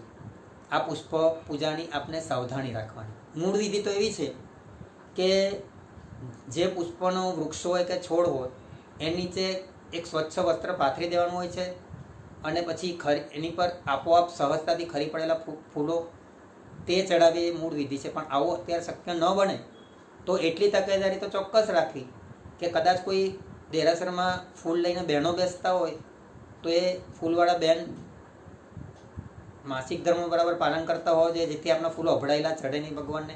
આ ખાસ તકેદારી રાખવાની. બીજા નંબરમાં એ ફૂલવાળા ભાઈ કે બેન ફૂલના માટે જે મલિન વસ્ત્ર વાપરતા હોય તો આપણે એને સૂચન કરવું, મલિન વસ્ત્રમાં રાખેલા ફૂલો ન ચડાવાય, મલિન વસ્ત્ર સ્પર્શેલા ફૂલો ન ચડાવાય, મલિન હાથે એને સ્પર્શાય નહીં. આ બધી સાવધાનીઓ વર્તવાની છે. ફૂલમાં કોઈ જીવજંતુ હોય, કોઈ ઈયળ વગેરે હોય તેની જૈના કરી, ધૂળ વગેરેની સ્વચ્છતા કરી અને એવા ફૂલો પ્રભુને સુગંધિત ચડાવાય. આ થઈ પુષ્પ પૂજાની તકેદારીની વાતો. જોઈએ પુષ્પ પૂજાના રહસ્ય બાબતે. હા, ખાસ એટલું કે જ્યાં જ્યાં ઘણી જગ્યાએ ઘણા દેરાસરોમાં ફૂલવાળા પ્લાસ્ટિકની ટોકરી, વાંસની ટોકરી રાખીને આપણને આપતા હોય છે, પણ વાંસની, નેતરની, એલ્યુમિનિયમની કે પ્લાસ્ટિકની છાબડી કે જબલા કોઈ પણ વસ્તુ આ બધી કનિષ્ઠ પદાર્થો ફૂલને અડે એટલે ફૂલની પવિત્રતા અભડાય. એટલે ખાસ તકેદારી રાખવાની. પિત્તળની થાળીમાં, ફૂલદાણીમાં પિત્તળની, ચાંદીની, ઉત્તમ ધાતુની જે આપણને વાપરીએ છીએ દેરાસરમાં તેવા સાધન ઉપકરણોમાં જ ફૂલ ગ્રહણ કરવા. આ ખાસ ખ્યાલ રાખજો. સુરભી અખંડ કુસુમ ગ્રહી પૂજો ગત સંતાપ. પૂજો ગત સંતાપ એટલે સંતાપ જેમના દૂર થયા છે. પ્રભુના બધા જ સંતાપ દૂર થયા છે ને આપણે આપણા બધા સંતાપને દૂર કરવા હોય તો ભગવાનની ફૂલ પૂજા સુવિશુદ્ધપણે આ રીતે કરવી. પુષ્પ પૂજાનું ફળ પણ અનેરું છે. અષ્ટપ્રકારી પૂજાની અંદર જળ પૂજા અને પુષ્પ પૂજા એને જીવંત પૂજા કહીએ અમે. વિધિ વિધાનની ભાષામાં આ પૂજાઓ તરત ફળને આપનારી છે, તાત્કાલિક અસર કરનારી છે. કેમ? તો કે એ જીવંત છે. ફૂલ એટલે સચિત હોય, જળ એ સચિત હોય. આ બંને સચિત વસ્તુની અંદર સંજીવન હોય છે. વસ્તુ એ સંજીવન વસ્તુ એ તરત લાઈવ વસ્તુ એટલે જીવંત વસ્તુ જીવંત ફળને આપે. એટલા માટે કોઈ કાર્યસિદ્ધિ માટે જ્યારે 108 પુષ્પ પૂજાનું વિધાન હોય છે, ક્યારેક કોઈક સૂર્યમંત્ર આદિ ગૌતમ વગેરેમાં ક્યાંક જાઈના ફૂલોનું વિધાન છે, ક્યાંક જુઈના ફૂલોનું વિધાન છે, ક્યાંક ગુલાબના ફૂલોનું વિધાન છે, ક્યાંક દેવદેવીના પૂજનમાં કનેરના ફૂલનું વિધાન છે. આ મૂળ મંત્રથી 108 ફૂલ પૂજા કરીએ એટલે કાર્યસિદ્ધિ તુરંત મળે. આ પુષ્પ પૂજાની અંદર એક ખાસ શક્તિ સમાયેલી છે. એટલે અભિષેક પૂજા અને પુષ્પ પૂજા બે બંને જીવન પૂજા છે. તો એવી સ્વચ્છ વસ્ત્રો પહેરીને મૌનપૂર્વક હૃદયના શુભ ભાવોથી આ પુષ્પ પૂજાની સાથે પુષ્પની માળા પણ ચડાવીએ ને ત્યારે એ શુદ્ધ વસ્ત્રો પહેરીને મૌનપૂર્વક હૃદયના શુદ્ધ ભાવોથી દોરાથી ગૂંથેલી પોતે જાતે બનાવેલી માળા ચડાવીએ તો અનેક ઉપવાસનું ફળ પ્રાપ્ત થાય. જ્ઞાની ભગવાન તો કહે છે. પણ 100 દોરાથી વિધેલી ફૂલની માળા તૈયાર લાવીએ છીએ એ ચડાવાય નહીં. ફૂલની પાંદડીઓમાંથી બનેલા હાર ચડાવાય નહીં. આ બધી શુદ્ધિનો ઉપયોગ રાખી ચાલો ભગવાનની પુષ્પ પ્રકાર અંતરને કયા ભાવોથી ભાવિત કરીએ. સુરભી અખંડ કુસુમ ગ્રહી પૂજો ગત સંતાપ.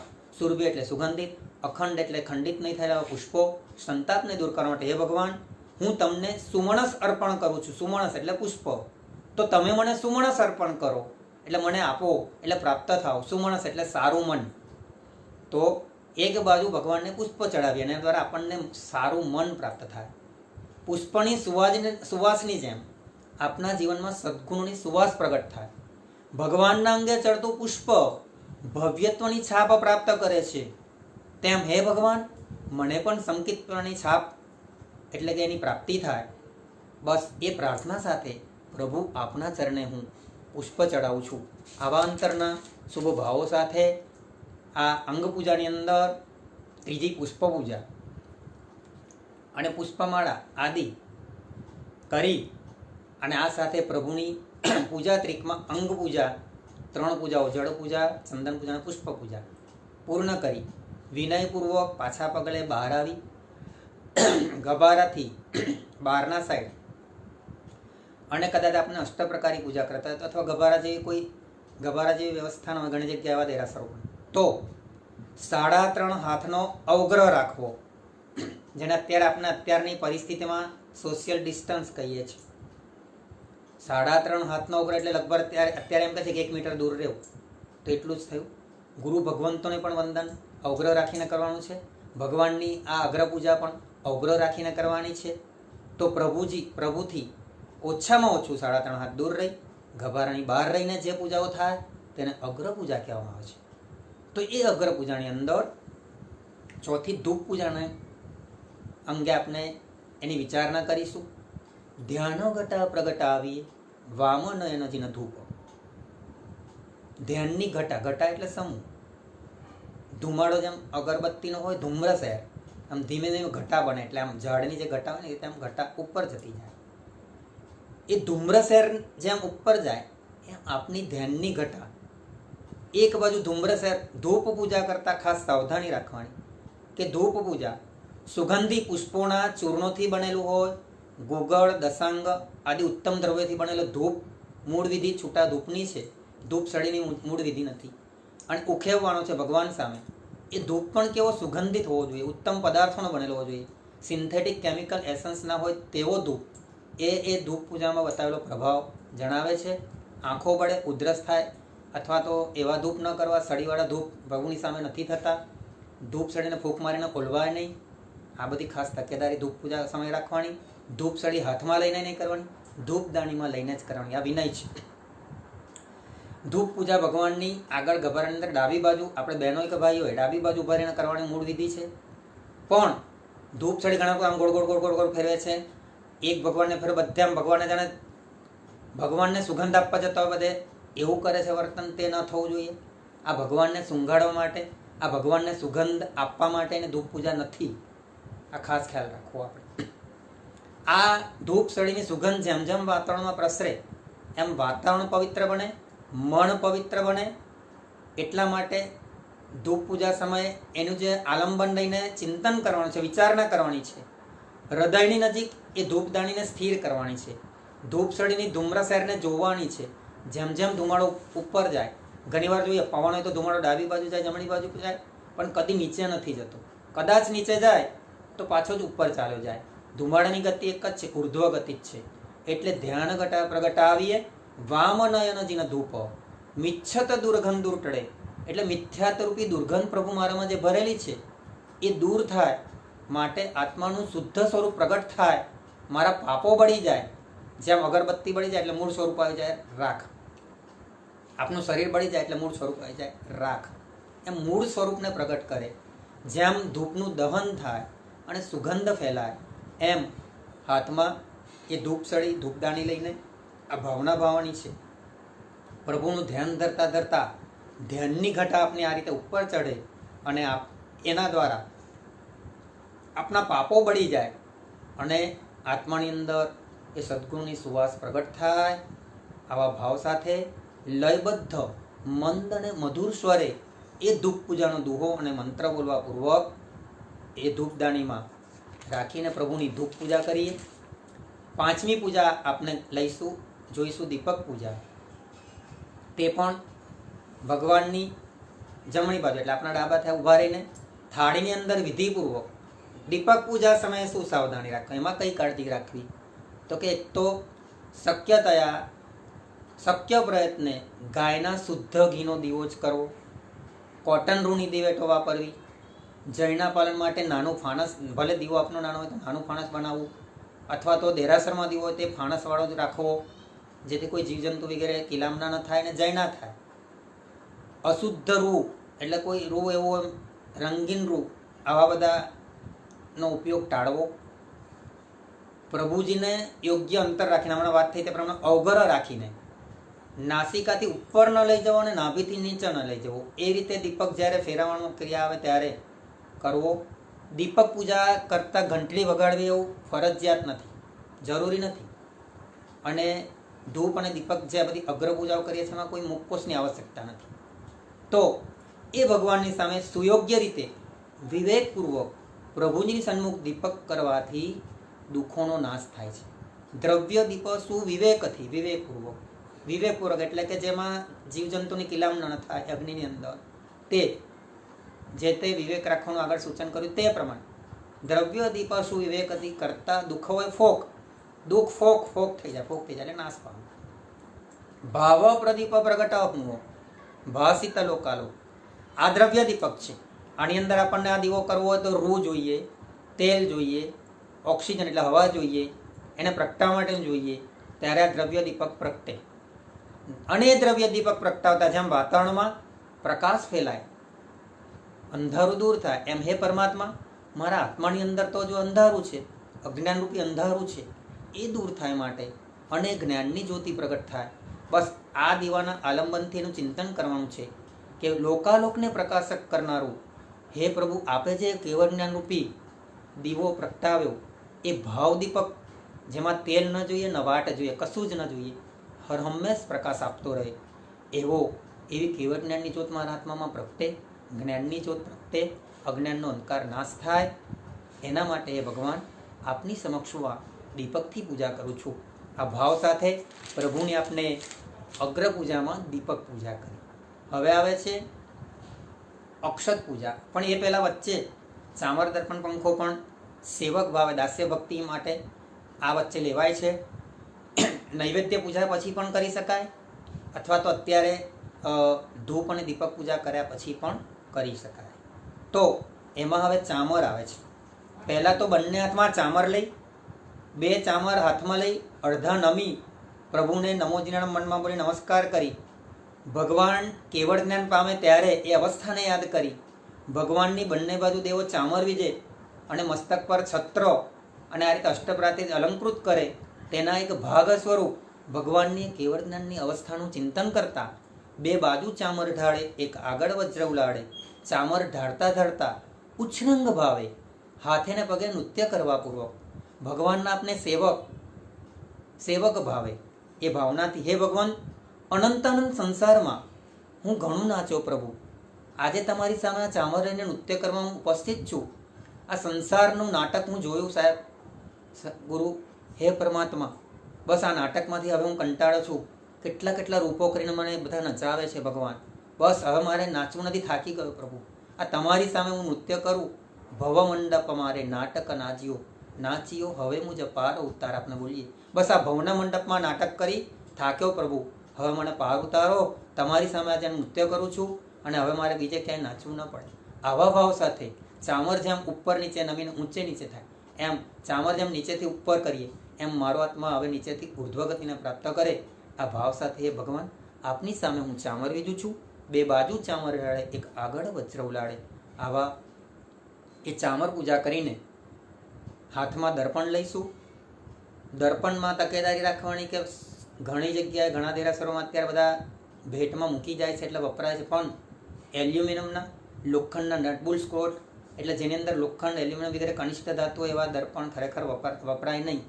પિત્તળના જર્મનના સુયોગ્ય રીતે ચાંદી પિત્તળ નકશીકામ કરેલા આકર્ષક દર્પણ, એમાં પ્રભુનું મુખનું દર્શન કરતા, હૃદય કમળમાં પ્રભુજીનો વાસ છે એ ચિંતન કરતા, જે દર્પણની અંદર પ્રભુનું પ્રતિબિંબ પડે છે અને પ્રતિબિંબ ઝીલાય છે, એમ આત્માની અંદર પરમાત્માનું પ્રતિબિંબ ઝીલાય. દર્પણની ઉપર ચિકાસ હોય તો આપણને પ્રતિબિંબ ન દેખાય, એમ આત્મા પર કર્મરૂપી ચિકાસ છે એટલે ભગવાનના આપણને દર્શન થતા નથી. દર્પણ ઉપર ધૂળ લાગેલી હોય તો દર્પણમાં આપણને એનું પ્રતિબિંબ દેખાય નહીં, એમ આત્મા પર કર્મરૂપી ધૂળ છે પ્રભુ, એટલે મને તમારા પરમાત્મા આમાં અંદર પ્રતિબિંબિત થતા નથી. તો આ દર્પણ મને સંદેશ આપે છે કે જેમ તું મને સ્વચ્છ રાખે છે એમ તારા આત્માને સ્વચ્છ કર, તો તને ચોક્કસ આત્માની અંદર પરમાત્માના દર્શન થશે. આત્મામાં પરમાત્માના દર્શન અને પરમાત્મામાં આત્માના દર્શન, આ પ્રક્રિયા આખી દર્પણ પૂજાના માધ્યમથી થાય છે. તો દર્પણ પૂજા, આત્મદર્શન કરવા બની દર્પણ પૂજા વિશાળ. આ રીતે દર્પણ પૂજા કરી ભગવાનને પંખો વીંજવાનો છે. તે પણ પંખો ચાંદી પિત્તળ આદિ ઉત્તમ ધાતુનો હોવો જોઈએ. અને આપણે ભગવાનના સેવક છે, જેમ રાજાને 2 બાજુ સેવકો પંખો ઢાળે, ચામર ઢાળે, એ રીતે આપણે ભગવાનના સેવક છે. એ રીતે સેવક ભાવે, દાસ્ય ભક્તિ કરવા સ્વરૂપે ભગવાનને પંખો વીંજવાનો છે. આ ચામર, દર્પણ અને પંખા દ્વારા આપણે અગ્ર પૂજાની અંદર આ વિધિ કરી અને ઘંટડીનો નાદ કરીને આત્માને જાગૃત કરવાનો છે. ઘંટનાદ કુલ 4 વાર થાય છે. એક પરમાત્માની પૂજા કરતા આપણે દેરાસરમાં પ્રવેશ કરીએ ત્યારે આત્માને જાગૃત કરવા. એક ભગવાનની જળ પૂજા થાય ત્યારે અભિષેક સમયે ઘંટનાદ શંખનાદ થાય. એક ઘંટનાદ થાય આ ચામર દર્પણ વખતે આપણે ઘંટનાદ કરીએ તે. અને ચોથી વાર છેલ્લે ઘંટનાદ થાય જ્યારે દેરાસરમાંથી આપણે બહાર નીકળીએ ત્યારે હર્ષ આનંદ વ્યક્ત કરવા. આમ ચામર, દર્પણ, પંખો અને ઘંટ આગ્રહ પૂજાના એક પેટા વિભાગ સ્વરૂપે આપણે પૂજા કરી. મૂળ કામ અષ્ટપ્રકારી પૂજાનો હવે આવે છે. છઠ્ઠી અક્ષત પૂજા. અક્ષત પૂજા કરતા તકેદારી રાખવાની કે ઉત્તમ પ્રકારના અક્ષત હોવા જોઈએ. જે ઘરે આપણે ખાવામાં વાપરતા હોય તે અથવા તેનાથી ઉચ્ચ કક્ષાના હોવા જોઈએ, એનાથી નિમ્ન કક્ષાના ન હોવા જોઈએ. આ એક ખ્યાલ. અક્ષત સ્વચ્છ હોવા જોઈએ, શુદ્ધ હોવા જોઈએ, જૈનાપૂર્વક હોવા જોઈએ, એટલે એમાં કોઈ જીવજંતુ વગેરે ન હોય તે. અને અણીદાર બંને બાજુ અખંડ ચોખા હોય તે વિશેષ આવશ્યક છે. આપણે બોલીએ છીએ શુદ્ધ અખંડ અક્ષતગ્રહી. ઘરમાં કોઈ દિવેલ કે તેલ વગેરેવાળા હોય, કલરવાળા હોય કે આવા અક્ષત વપરાય નહીં મૂળ વિધિમાં. તો એ અક્ષત પૂજા કરતાં આટલી સાવધાની રાખવાની. સૌથી પ્રથમ ચોખાની ઢગલી સાથિયા બનાવવાની જગ્યાએ કરવાની. 3 ઢગલી ઉપર કે ઉપર સિદ્ધશિલા માટે કરવાની. 4 ગતિના નાશ માટે, ચતુર્ગતિમય સંસારના નિવારણ માટે દેવગતિ, નરકગતિ, મનુષ્ય ગતિ અને તિર્યંચ ગતિ આ ચતુર્ગતિના નિવારણ સ્વરૂપે સાથિયો કરવામાં આવે છે. અને એ 4 ગતિનું નિવારણ કરતાં કરતાં દર્શન, જ્ઞાન, ચારિત્ર અને રત્નની પ્રાપ્તિ થાય એના પ્રતીક સ્વરૂપ 3 ઢગલી કરવામાં આવે છે. અને એની ઉપર 8મના ચંદ્રની જેમ સિદ્ધશિલા આલેખન છે. એટલે ચંદ્ર કરીને વચ્ચે જે બિંદી કરે છે તે રીતે નથી કરવાની. સિદ્ધશિલાની મૂળ વિધિ અર્ધ ચંદ્રાકાર કરીને ઉપર એક આડી લાઈન કરવાની છે. અને એ અક્ષય એવું સિદ્ધશિલાનું પરમધામ આપણને પ્રાપ્ત થાય. આ રીતે અક્ષત પૂજાની વિધિ છે. એના દુહા અને મંત્રપૂર્વક કરતાં આ ચિંતન કરવાનું છે કે ચિહુ ગતિ ભ્રમણ સંસારમાં રજડ્યો બહુ સંસાર, પંચમ ગતિ વિના જેને સુખ નહીં ત્રુકાળ. આ ચિહુ ગતિ સંસારમાં હું ભ્રમણ કરતા હવે ખૂબ રખડ્યો અને એ પંચમ ગતિને પ્રાપ્ત કરવા માટે હે પ્રભુ અક્ષય પદની પ્રાપ્તિ માટે હું આપની સમક્ષ અક્ષત પૂજા કરું છું. આ રીતે અક્ષત પૂજા કર્યા પછી 7મી આવે છે નૈવેદ્ય પૂજા. આપણે અષ્ટપ્રકાર પૂજાને હવે સમય ઘણો થઈ ગયો છે, પરંતુ 10 મિનિટમાં આપણે સમાપન પર દઈશું. ખાસ આપ બધા દર્શકો જોડાયેલા રહેશો. આશા છે કે આપને આ માહિતી જ્ઞાનસભર બની રહે અને આપનું અજ્ઞાન દૂર થઈને વિધિપૂર્વક પૂજા કરવાનો એક સરસ પ્રયત્ન જીનાજ્ઞા યુવા ટ્રસ્ટ કરી રહ્યા છે.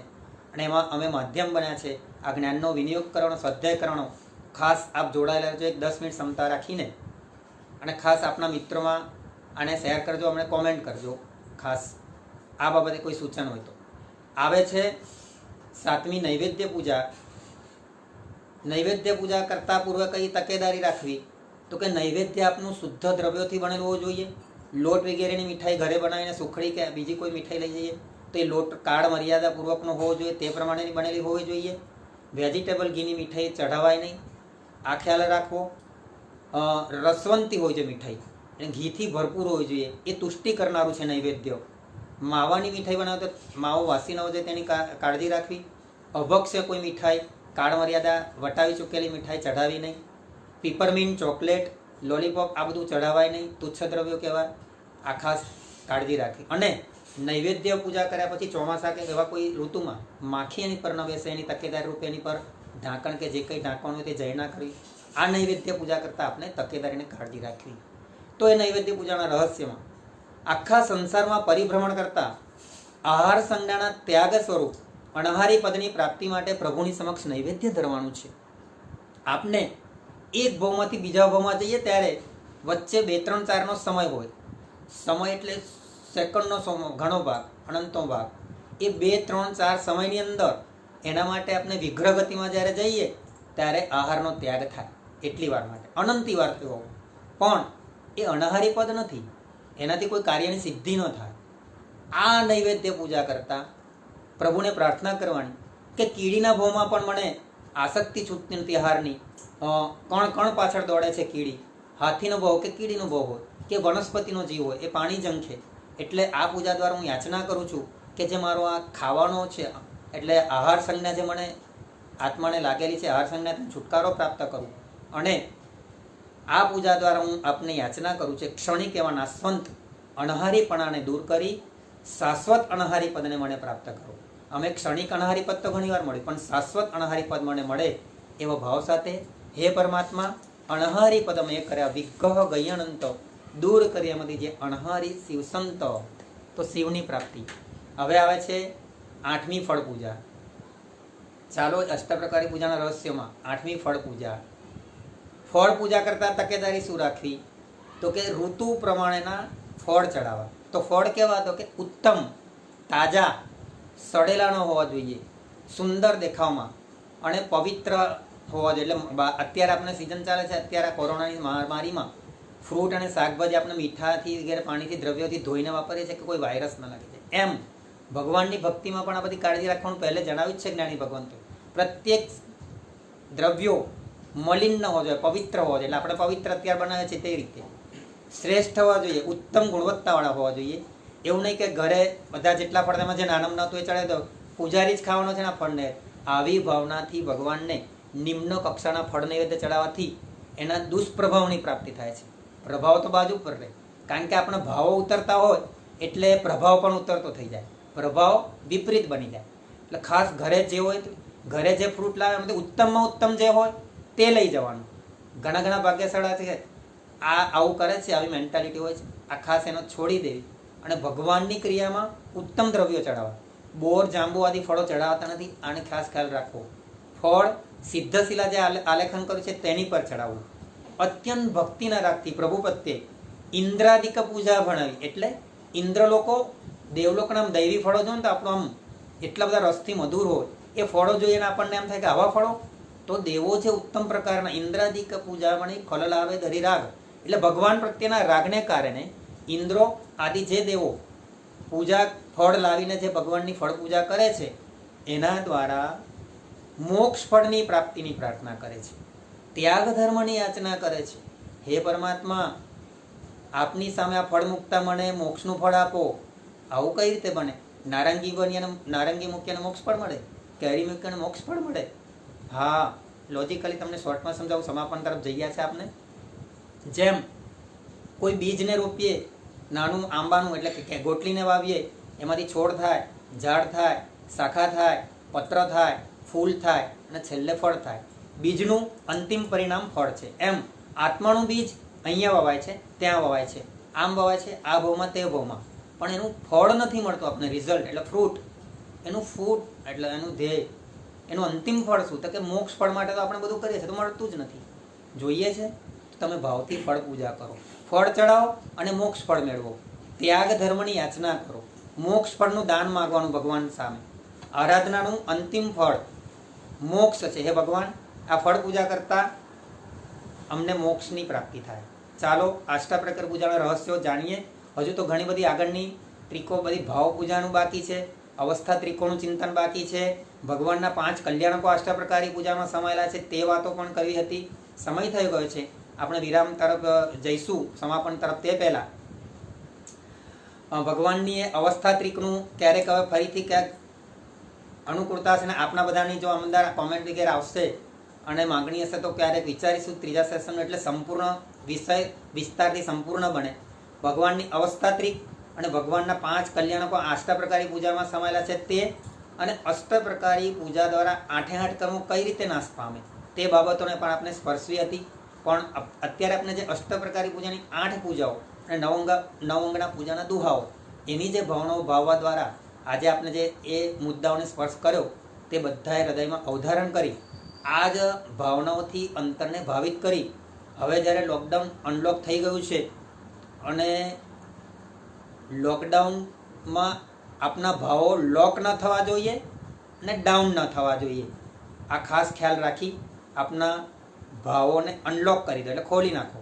આમ ખુલ્લા મૂકી દો. ખુલ્લા મૂક્યા છે મેં દિલડાના દ્વાર, ભગવાનના દ્વાર ખુલી ગયા, દિલડાના દ્વાર ખોલી અને એવા ભગવાનને ભેટી જાય કે કેટલા ટાઈમે મળ્યો પડ્યા. જ્યાં આપનો કોઈ સગો અમેરિકા વગેરેથી આવે, કેટલા ટાઈમે મળે, આમ ભેટી જ પડી જાય. એવી રીતે હવે ભગવાનને આપણે ભેટવાનું ક્યારે સૌભાગ્ય પ્રાપ્ત થાય એ આ જ ભાવોની વિચારણામાં આ જ ભાવ આપણને ભગવાન સુધી લઈ જશે, આ જ ભાવ આપણને ભગવાનના સ્પર્શના સુધી લઈ જશે જો આપણે વિનય રાખીશું, વિવેક રાખીશું તો. મૂળ કારણ તો એવું છે મારી દ્રષ્ટિએ કે અત્યારે જે પૂજાનો પ્રતિબંધ છે એ આપના અવિનયને કારણે છે. આપને વ્યવસ્થામાં સહયોગ નથી આપતા માટે છે. જો આપણે ખૂબ વિનયપૂર્વક 10-10ના સ્લોટમાં પૂજાઓ કરીએ, સોશિયલ ડિસ્ટન્સ જાળવીએ, કોઈ ભીડભાડ ન કરીએ, કોની અવ્યવસ્થા ન કરીએ, તો અત્યારે તો પણ ધારે તો એ સંઘો પૂજા કરાવી શકે આપણને. પણ આપણા બધામાં શિસ્તનો અભાવ, વિનયનો અભાવ, એના કારણથી આ પૂજાની દ્વારા આપણને ભગવાનની સ્પર્શના કરવા નથી મળતી. તો હવે જ્યારે ખુલે ત્યારે સૌ આપ ભાવિકોને નમ્ર વિનંતી કે વિનય ખાસ જાળવજો, વિધિ ખાસ જાળવજો, ભાવોને ઉન્નત બનાવજો, દ્રવ્ય પૂજાથી સાથે ભાવને મહત્ત્વ વધુ આપજો અને સંઘના પ્રત્યેક નિયમોને અને રાષ્ટ્રના નિયમોને પણ અનુસરજો. તો જલ્દી આપણને ભગવાનને સ્પર્શના કરવાનું સૌભાગ્ય પ્રાપ્ત થશે અને સ્પર્શના કરતા આપણા સ્પંદનો ખુલી જાય, વાઇબ્રેશન મળી જાય અને ભગવાન સાથે આપણે એકમેક થઈએ. આ અનલોક દરમિયાન હવે જ્યારે ખુલી રહ્યું છે તે ખાસ ધ્યાનમાં બધા સંઘોમાં ટેમ્પરેચર માપે છે તે પણ એમાં સહયોગ આપો. એમાં કોઈ શરમ રાખવાની કે મારે નથી માપવું વગેરે, એ વ્યવસ્થામાં સહયોગ આપવાનો. અને સેનેટાઈઝર જે આલ્કોહોલિક બેઝમાં જ્યાં જે સંઘમાં વપરાતા હોય તે સંઘોને, વ્યવસ્થાપકોને, ટ્રસ્ટીઓને, સ્વયંસેવકોને મારી નમ્ર વિનંતી કે એ સેનેટાઈઝરના દ્વારા આપણા હાથમાં જે કેમિકલથી મલિન થયા હોય ભગવાનને સ્પર્શે પૂજા કરતાં કદાચ પૂજા કરવાના જ્યારે શરૂઆત થાય ત્યારે તો મહાદોષ લાગે. તેના કરતાં આયુર્વેદિક બેઝવાળા ફટકડી, કપૂર, લીમડા વગેરેનું પાણી જે ઉકાળીને બનાવવાની વિધિ બતાવી છે દરેક સંઘોમાં, તે પ્રમાણે તેનો સૌ સંઘ, સૌ ભાવિકજનો અમલ કરી અને એમાં પણ સહયોગ આપે. માસ્ક પહેરવાની બાબત તો ગવર્મેન્ટે હમણાં કીધું, આપણા ભગવાને તો ક્યારનું કહી દીધું છે 5K માસ્ક તમારે છે, અમારે તો 8K છે. 8 પડના મુખોશ બાંધવાની વાત પ્રભુએ કરી છે, એટલે 8 પડનો મુખોશ બરાબર બાંધો. બધી જ જગ્યાએ દેરાસરમાં જુદો રાખવાનો, બીજા બધા માસ્ક પહેરીને નહીં આવવાનું આપણે. પણ આપનો જે પૂજાનો ખાસ મુખોશનો રૂમાલ હોય એના 8 પડ બરાબર વ્યવસ્થિતપણે નાક અને મુખ ઢંકાય એ રીતે રાખવાના. અને બહાર જઈએ તો પણ 8 પડવાળો મુખોશ લગાવીએ તો 5K ની પણ જરૂર ના પડે, 8K છે. આવો ભગવાનનો અનંત ઉપકાર છે. તો અને જેના ઘર દેરાસરમાં છે, જેના ઘર દેરાસર છે એ લોકોને હવે ઘરમાં ભગવાનની મહત્તા એટલી બધી સમજાય છે, આજે એટલી બધી ધન્યતા અનુભવે છે. અને આજુબાજુના ખાસ ભાવિકો પણ કેટલાક ક્યાંક લાભ વ્યવસ્થા પ્રમાણે લેતા હોય ત્યારે એમને એમ થાય કે અમારું બનાવેલું ઘર દેરાસર સાર્થક. તો આવા ઘર દેરાસર ધરાવનારા સર્વે એ ગૃહ ચૈત્ય જિનાલયોના ભાગ્યવંતોને પણ અમારા કોટી લાખ અનુમોદના. અને જે ઘરે પુષ્પો ઉગાડે છે તેને પણ એની મહત્તા સમજાય છે.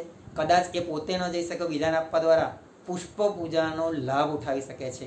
ત્યારે જ્યારે ઘરમાં પુષ્પનો બગીચો એટલે નાના છોડ વગેરે ઉગે છે ત્યારે એમને એમ થાય છે કે મારું 5 વર્ષથી વાવેલા છોડ આજે સાર્થક થઈ ગયો, મારું આ પુષ્પો ઉગાડેલા.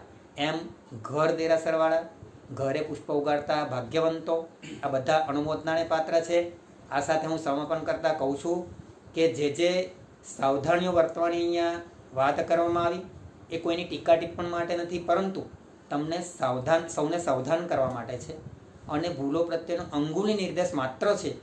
માટે ખાસ એ અવિધિઓને દૂર કરી વિધિપૂર્વક પૂજા કરી અને પરંપરાએ આપને પ્રભુમય બનીને પ્રભુતાને પ્રાપ્ત કરીએ, પ્રભુત્વને પ્રાપ્ત કરીએ, અષ્ટકર્મનો નાશ કરીએ. અષ્ટપ્રકારી પૂજા કરવા દ્વારા ખાસ બધા આજે કટિબદ્ધ બનજો, નિયમ લેજો અને અષ્ટપ્રકારી પૂજા હું કરીશ, વિધિપૂર્વક કરીશ. અથવા તો જે પણ પૂજા કરીશ, એક પૂજા, અભિષેક પૂજા કે ચંદન પૂજા કે પુષ્પ પૂજા, અથવા ઘણા તો સાદા કપડામાં ધૂપ ને દીપ પૂજા કરે, તે જે પણ પૂજા કરીશ એ હું મંત્ર દુહાના વિધિપૂર્વક ભાવથી કરીશ, જણાવેલા રહસ્યના અવધારણ કરીશ અને મારી વિધિને હું સફળ બનાવીશ. આપના સૌની આ વિધિ સફળ બને, અવિધિમાંથી દૂર થઈ દોષોને દૂર કરી પ્રભુ પ્રત્યેનો વિનય સાચી, વિનયવંત બની, ભક્તિવંત બની, સાચા ભક્ત બની અને ભગવાન બનીએ, એ જ એક મંગલ કામના.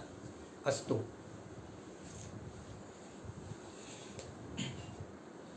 બહુ જ સુંદર એવા આજનું આપણું સેશન જીન ભક્તિ કરીએ સાચી અને એનો પાર્ટ 2.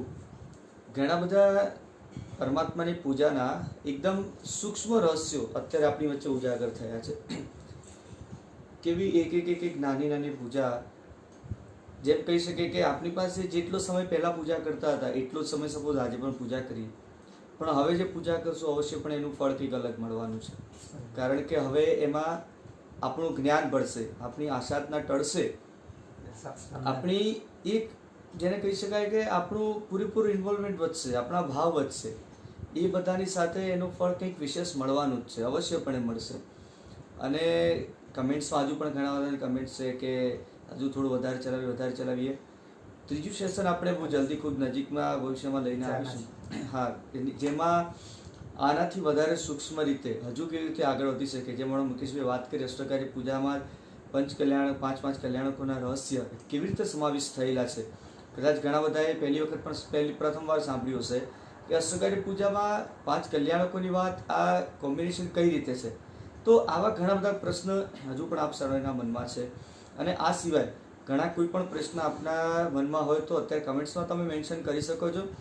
આ બધા પ્રશ્નોના ઉત્તર સંલગ્ન કરીને જરૂર પડે કે આખું સેશન ગોઠવવામાં આવશે, અથવા તો પછી નેક્સ્ટ જે ત્રીજું સેશન આપણું રહેશે જીન ભક્તિ કરીએ સાચી, એની અંદર પણ આપણે એ પ્રશ્નના ઉત્તર સમાવિષ્ટ કરી લઈશું.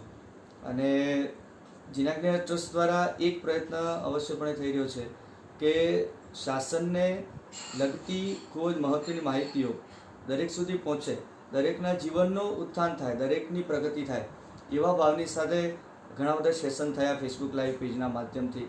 અને અત્યારે ઓલમોસ્ટ આપણું 35નું સેશન ચાલી રહ્યું છે, 35મું સેશન છે. અંદાજે 30 જેવા વિષય આપણે કવર કરવાનો પ્રયત્ન કર્યો છે. અને આવતીકાલે સાંજે પણ આચાર્યદેવ શાંતિ વિજય સુરેશ્વરજી મહારાજ સાહેબના જીવન ચરિત્ર પર બીજી ઘણી બધી વાતો લઈને આપણે આવવાના છીએ. આ જ સમય 8 થી 9નો સમયના ગાળામાં. ફરીકવાર સુશ્રાવક ગીતિકાર શ્રી મુકેશભાઈ શાહને ખૂબ ખૂબ અનુમોદના, ખૂબ ખૂબ આભાર, જેમણે જીન ભક્તિ કરીએ સાચી એના અંતર્ગત આપણને આવી બધી સૂક્ષ્મ ક્રિયાઓ દ્વારા માર્ગદર્શિત કરીને કંઈક સરસ મજાના રહસ્યો આપણી વચ્ચે ઉજાગર કર્યા છે, એ રહસ્યોને આપણી વચ્ચે લાવ્યા છે.